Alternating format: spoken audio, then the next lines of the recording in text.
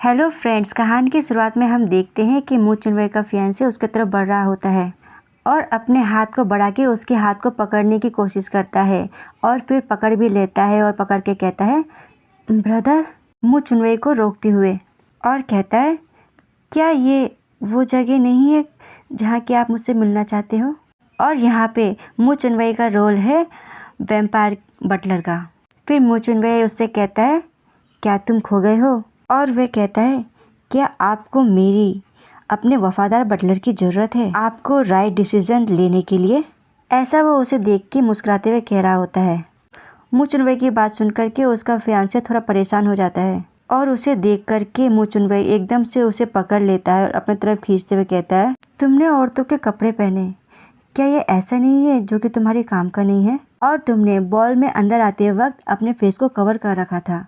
ये बात सुनकर के मू चुनवई का फियांसे कहता है ब्रदर, और मू चुनवई कहता है फिर उसके फेस और लिप्स को छूते हुए कहता है तुम्हें यहाँ पे रूल्स को फॉलो करने की ज़रूरत है, ज़्यादा जिद्दी मत बनो, और आखिर तुम्हें मेरा एड्रेस किसने दिया।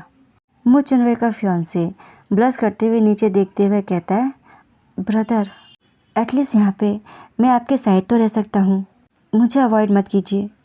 और यहाँ पे हमें बताया जाता है छोटी चिड़िया जो कभी गर्म पानी से जल चुकी है, अब वो आसानी से किसी पे भी विश्वास नहीं करती। यहाँ पे मू चुनवई को लोमड़ी और छोटी चिड़िया उसके फियांसे को बताया गया है। मू चुनवई उसको देख के मुस्कुराते हुए कहता है क्या तुम डेफिनेटली इसका सही आंसर चाहते हो, उस तरह का। ऐसा कहते हुए वे उसकी लिप्स को टच करता है और फिर वे उसके करीब आते हुए कहता है अगर ये उस तरीके का है तो, और उसे किस करने जाते हुए कहता है तो फिर मैं यहाँ पे तुमसे प्रॉमिस करता हूँ अब मैं और तुम्हें ज़्यादा रिजेक्ट नहीं करूँगा। ऐसे कह के वो उसे किस कर लेता है।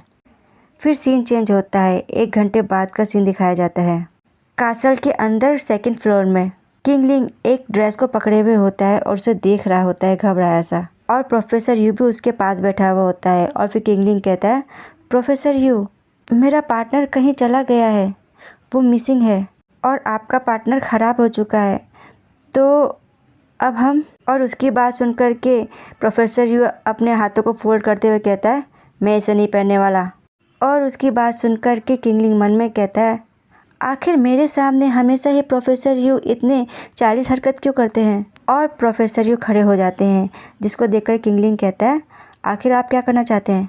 मू चुनसो के पास चलो और उससे अपना हिसाब निपटाओ, तुम्हारे हाथ में जो ड्रेस है वो भी उसी का कराया हुआ है। और उसकी बात सुनकर के किंगलिंग कहता है वेट अ मिनट, जिस लिटिल बर्ड ने हमें ड्रेस डिलीवर किया था क्या वो मू चुनसो की सबऑर्डिनेट थी। और अपने मन में कहता है यानी कि जब वो मुझसे स्कूल में मिला था तब वे क्या मुझसे सच में झूठ बोल रहा था। और ये उस बात को याद करता है और मू चुनसो से कहता है ये देखने से इंजर्ड लग रही है, मैं इसे ट्रीटमेंट के लिए लेकर आया हूँ। और प्रोफेसर यू उससे कहते हैं वह उसका यंगर ब्रदर है।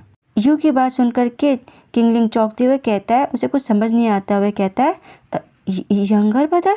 किंगलिंग कहता है वेट, क्या आप शुरू में इसलिए नहीं लौटे थे क्योंकि आपने पाया कि ली जिंगजी का बेस परेशान है, और आपने तो ये भी कहा था कि मू चुनसो खतरे में पड़ सकता है। और वह उस बात को सोच रहा होता है जब उसने कहा था अगर मू चुनसो भी खतरे में है तो तुम्हें साथ ले जाना मुझ पर बोझ डालेगा। और प्रोफेसर यू कहता है हाँ, जैसे ही मैं ली जिंगजिंग लौटा मुझे इस दुनिया में खींच लिया गया। कहता है तुमसे मिलने के बाद मेरा एनकाउंटर मू चुनसो से हुआ और तब मुझे समझ में आया कि उसका भी सेम सिचुएशन है। और किंगलिंग को देख के कहता है ऐसा लगता है कि किसी ने समय से पहले ही नियम तोड़ करके प्रतियोगिता शुरू कर दी। और कहता है बाय द वे तुमने अभी तक मुझे नहीं बताया। और उसकी बात सुनकर के किंगलिंग थोड़ा घबरा जाता है और फिर प्रोफेसर यू उसके करीब आके कहता है आखिर तुम्हें किसने रिप्लिका दिया और क्यों, और तुमने इस जगह में आने के लिए कैसे मैनेज किया। और फिर हमें किसी का हाथ दिखाया जाता है, ये किंगलिंग होता है जो सोच रहा होता है। ज्यूमो उसको कुछ देते हुए कहता है तुम गुजिनजी में केवल एंटर कर सकते हो टेम्पररी क्वार्टर से, और क्रिटिकल मोमेंट के अंदर मैं तुम्हें अपनी स्पिरिचुअल पावर को दे रहा हूँ अपनी लाइफ सेव करने के लिए। पर चलो मैं तुम्हें ये रिमाइंड करा देता हूँ कि यू जिंगजी मुझसे बहुत बुरी तरह हेट करता है, अगर तुम चाहते हो उसके साथ पीसफुली रहना तो यही अच्छा होगा कि उसके सामने मेरा नाम मत लेना। यदि तुमने मेरी आइडेंटिटी सीक्रेट रखी तो फिर मैं तुम्हें तुम्हारे शरीर के अंदर के टुकड़ों के बारे में और ज़्यादा बात बताऊंगा। और फिर उसके करीब आके उसको देख के कहता है, सोचो यू जिंजी इसके बारे में ना जाने यही अच्छा होगा। और फिर किंगलिंग उससे कहता है, प्रोफेसर यू, ये मेरा मसला है। अगर मुझे लगा कि मुझे आपको ये बताना है तो मैं पक्का आपको बताऊंगा। बिसाइड्स आपको नहीं लगता कि और ज़्यादा डिले करना ये वेस्ट ऑफ टाइम है? हमें सबसे पहले करंट चैलेंज को फेस करना है। और फिर प्रोफेसर यू को समझाते हुए कहता है, क्या आप भूल गए हैं कि हम यहाँ पे क्या करने आए हैं? बाहर हॉल में एक अजीब ही पहचान प्रणाली है। अगर आप जल्दी ही इस बात को फिक्स नहीं करेंगे कि आपके पास कोई डांस पार्टनर नहीं है तो आपको सस्पिशियस समझा जाएगा और नौकरों के द्वारा लेके जाया जाएगा। प्रोफेसर यू कुछ नहीं कहते और बड़े ही ध्यान से उसको देखते हैं। किंगलिंग भी अंदर से घबराया से उनको बड़े ही ध्यान से देख रहा होता है और मन में कहता है, लकीली हालांकि यूजिंग से ठंडा और डरावना दिखता है पर आश्चर्यजनक रूप से उसे बेवकूफ़ बनाना आसान है। अभी तक तो मैं उसे झांसा देने में कामयाब रहा हूँ।